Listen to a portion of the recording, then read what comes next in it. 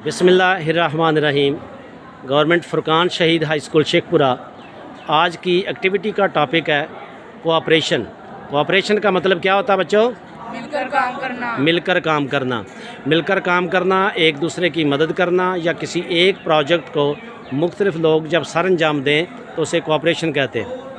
ठीक है, तो देखते हैं आप लोग कितना एक दूसरे से कोऑपरेट करते हैं और कितनी एक दूसरे की हेल्प करते हैं कि ये गेंद आपके क्लिपबोर्ड से गिरे नहीं और आपने सीढ़ियाँ चढ़नी है और दोबारा सीढ़ियाँ वापस उतरना है। जी चढ़ें जी, कैरियन।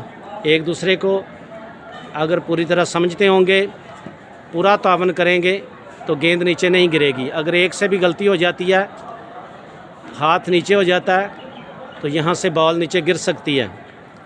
जी बच्चे वापस कामयाबी से आ गए, बहुत अच्छा। आप दोनों में बहुत ज़्यादा कोऑपरेशन है, आप दूसरे ने एक दूसरे को समझा और एक दूसरे की मदद की। अगर एक बच्चा भी गलती करता तो गेंद नीचे गिर सकती थी। बहुत शुक्रिया।